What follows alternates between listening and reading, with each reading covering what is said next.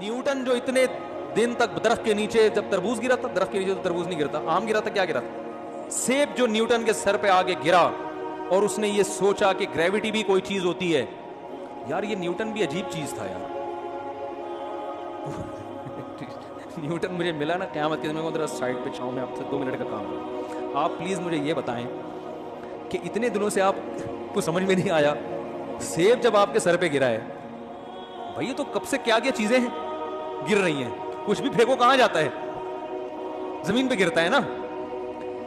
تو چلو دیر آئے درست آئے, آپ کو سمجھ میں آیا کہ یہ زمین کیا ہے.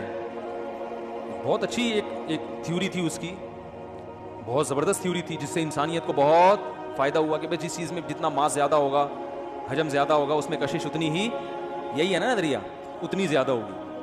وہ چاند چونکہ چھوٹا ہے تو وہ زمین کے گرد گھوم رہا ہے, سورج زمین سے بھی بڑا ہے تو زمین کو سورج نے اپنے گرد, جو جتنا بڑا فنڈر ہے نا کائنات میں, فنڈر گیری کے کائنات چل ہی فنڈر گیری کے اصول پہ رہی ہے, جتنا بڑا فنڈر ہے وہ اتنا زیادہ کھینچ رہا ہے. تو یہ اصول بنانے والا تو اللہ ہے, لیکن بتانے والا کون ہے؟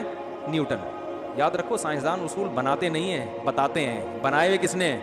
تو جو بنانے والا ہے اس کو تو لفٹ ہی نہیں کراتے, جو بتانے والا ہے اس کو پروٹوکول دے رہے ہیں. عجیب بات ہے یا نہیں ہے؟ جو بنانے والا ہے اس کو کیا ماننے کے لیے تیار نہیں ہے, تو اللہ کیوں بخشے گا قیامت کے دن؟ نہیں یاری سمجھ میرا خیال, کیوں بخشے گا اللہ قیامت؟ بولے جو جس نے بنائی ہے اس کو تو لفٹ ہی نہیں. تو یہ جو گریوٹی کا اصول ہے یہ اللہ نے بنایا ہے, نیوٹن نے بتایا ہے. اب نیوٹن اگر اس اللہ کو مانے گا, اور اس گریوٹی کی وجہ سے ہم زمین میں تمیز سے زندگی گزار رہے ہیں, گریوٹی نہ ہوتی تو آپ ابھی درمیان میں معلق لٹکے ہوئے ہوتے, یہ ویڈیو الٹی ہوتی, میں اپنے آپ کو پورا بیان اپنے آپ کو سیدھا کرنے میں لگا دیتا ہوں. 1 گھنٹہ مجھے اپنے آپ کو سیدھا کرنے میں لگتا کہ پہلے سیدھا تو ہو جاؤں, پھر کھوٹے سے کسی چیز کے باندھتا اپنے آپ کو, کتنی ٹینشن ہوتی نا. سورہ ملک میں اللہ نے کیا فرمایا؟ جعل لکم الارض ذلولا, اللہ نے زمین کو تمہارے لیے ذلیل کر دیا, مسخر کر دیا.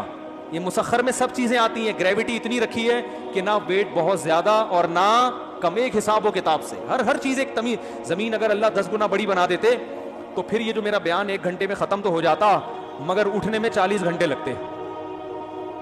یہی ہوتا نا, بیٹھے ہی زمین سے چپکے ہوئے ہوتے, اٹھا ہی نہیں جا رہا ہوتا ہم سے. آپ لوگ بیان سننے آنا چھوڑ دیتے اس لیے کہ جب گھر سے اٹھنے کی کوشش کرتے تو اتنی مصیبت, جیسے 40 کلو کا ویٹ رکھا ہوا ہے آپ نے اپنے اوپر, پھر چلنے میں 1 قدم اٹھانا کچھوے کی طرح چلتے, پھر یہاں آ کے بیٹھتے تو اٹھتے نہیں, پولیس آتی اٹھانے کے لیے, اور پولیس تو آپ سے بھی زیادہ لیٹ آتی. کیا خیال؟ تو اللہ نے ہر چیز کو ایک حساب سے, وہ گریوٹی کا بھی جو اللہ نے اصول بنایا وہ ساری چیزیں اللہ نے اپنے حساب سے بنائی ہیں. سائنسدان تمہیں بتا رہے ہیں, تو بتانے والوں سے تو اتنا عشق کہ یار یہ کیسے جہنم میں چلے جائیں گے, اور جس نے بنایا ہے سائنسدان اس کو لفٹ کرانے کے لیے تیار ہے ہی نہیں ہے. تو اللہ کہے گا پہلے تو میں ہوں جس نے کائنات بنائی ہے. تو یہ سب اپنے مفاد کے لیے ہو رہا ہے. میں نہیں کہتا نیوٹن نے اپنے فائدے کے لیے, انسانیت کے لیے کیا ہوگا. تو اگر اس اللہ کو مانتا تھا تو اللہ اس کی بخشش کرے, نہیں مانتا تھا تو بھائی اللہ نے ہم پہ پابندی لگائی ہوئی ہے کہ بخشش کی دعا نہیں کرنی. تو اللہ نے اگر پابندیاں نہ لگائی ہوتی تو میں تہجد میں رو رو کے نیوٹن کے لیے دعا کرتا, لیکن اللہ نے ہم پہ کیا لگا دی ہے کہ جو مجھے نہیں مانتا اس کے لیے آپ کو دعا کرنے کی اجازت نہیں ہے. مجھے نہیں پتا کہ وہ مانتا تھا کہ نہیں مانتا تھا, توحید پرست تھا یا نہیں تھا, یہ میرا ہیڈک نہیں ہے, اس لیے میں نہ اس کو جنتی کہہ رہا ہوں نہ جہنمی کہہ رہا ہوں. وہ اللہ کو مانتا تھا, توحید پرست تھا, تو ٹھیک ہے, اللہ جانے وہ جانے. تو اس لیے قرآن کا حاصل میرے بھائی یہی ہے کہ کون ہے؟ اللہ ہے جس کو خوش کرنا ہے. اللہ عمل کی توفیق عطا فرمائے.